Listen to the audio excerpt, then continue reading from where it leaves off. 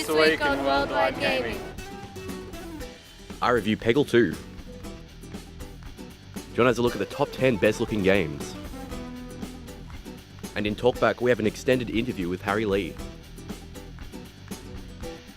Hello and welcome to Worldwide Gaming. I'm your host Ryan. I'm Vince. And I'm John. Today we have a lot of stuff to show, but mainly the one I want to focus on is the extended Harry Lee interview. So you might have actually played some of these games if you've ever played iPhone games, or even I remember some of these games on Newgrounds. I'm not sure if we put it there, but I played it on Newgrounds. I remember one particular puzzle game he showed me at a IGDA meeting, and it was a really simple game. You were a turtle and you had to jump from one square to the next, but you could only jump on one square once.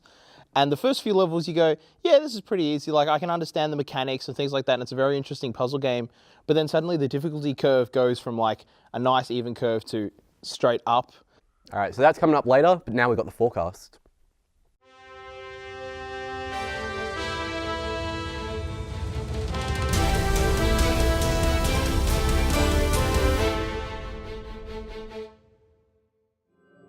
Take to the skies again, or the walls, or, well, the floor if you're that way inclined, with Gravity Rush 2 officially announced at last year's TGS.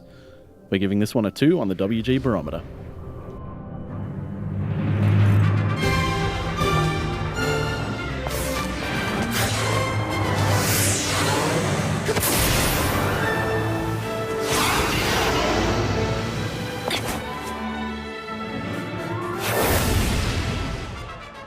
Mid-2014 is set to be bright for fans of RPG RTS hybrids, with upcoming Kingdom Under Fire 2 available on both PC and PlayStation upon release. The outlook for this game is fair.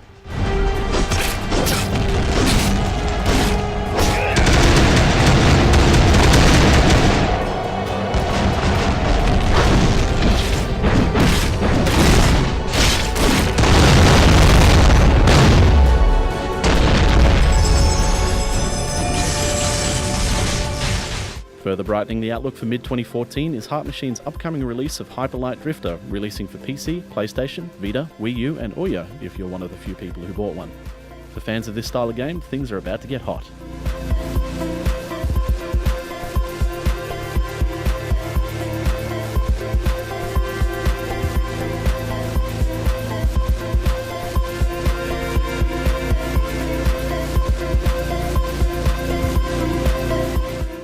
And that was the forecast. Vince, I want you to explain Hyper Light Drifter to me. Well, what did you say it sounded like? When I first saw it, to me it was like Diablo 2 in an alternate reality that was pixelated. So technically it's nothing like Diablo 2, but that's the way I like to look at it. Yeah, so look forward to that later. I'm actually quite excited about it, because I like Diablo 2, and I don't know. Just quickly, John, I know you like Gravity Rush a lot. I loved that. That was probably one of the best PlayStation Plus games out there. If you've got a PlayStation Vita, definitely go ahead and download that. You are going to love it. It's fantastic. All right, now we're going to my Peggle 2 review.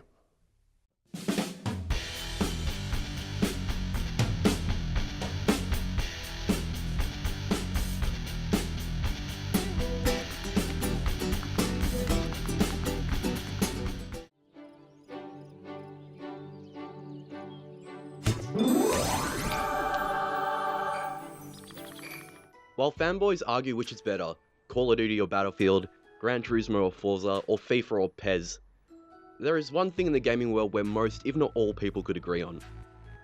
Peggle is amazing.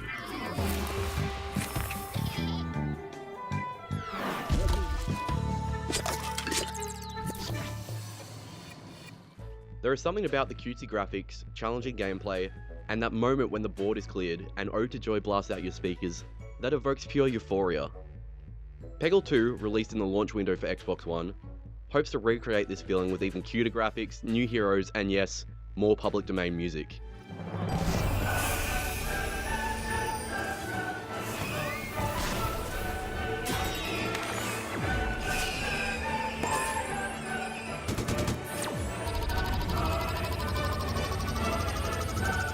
For the uninitiated, Peggle is a pachinko-style game where you start out with a board full of blue, orange, green, and purple pegs.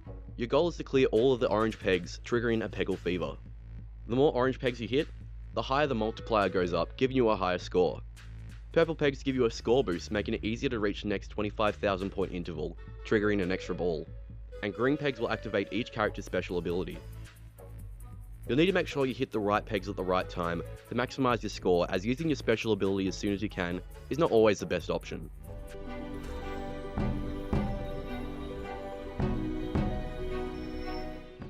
Although Peggle 2 has half the amount of characters as the original, 4 of them are new to the series with their own unique skill.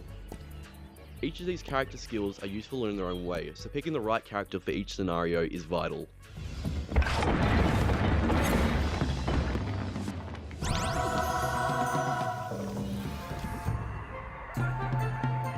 A clear favourite of mine is Luna, whose special ability will let your ball go straight through those pesky blue pegs, while still counting to your score.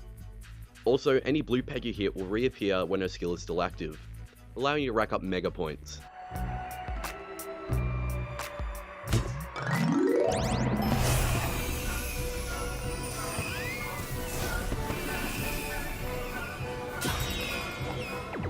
Sound plays a very large part in Peggle 2.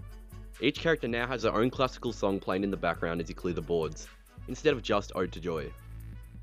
At first the song is played with very few instruments, and as you clear more and more orange pegs, instruments are added and the intensity of the song ramps up until you hit the last orange peg, and the whole band comes in at once while your score is calculated, making you feel triumphant for completing even the easiest of levels. I thought the fact that every time you move the cursor in the menu, it plays a note from Morning Mood was also a very nice touch.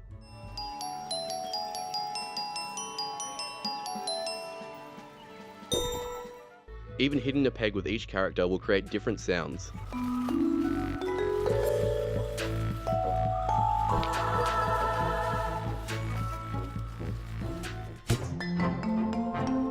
All of this makes Peggle a joy just to sit back and listen to.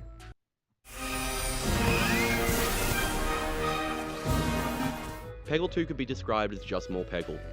That's exactly what I wanted out of it, and although it has less characters, it's still one of the best time wasters out there, especially on the wasteland that is the Xbox One marketplace.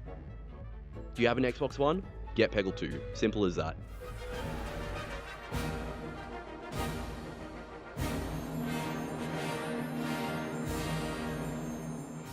Hey guys, I hope you're enjoying the show so far because we have a lot of fun making it and we really hope that you enjoy it as much as we do. If you are having a good time and you want to join in on the conversation and maybe even chat with a few of us live as we watch the show, you can do that on Twitter using the WGTV hashtag. Otherwise, if you want to check out more of the stuff that doesn't make the final cut, you can check us out on our Facebook and YouTube channels. Really, I hope you're having a good time and stay tuned.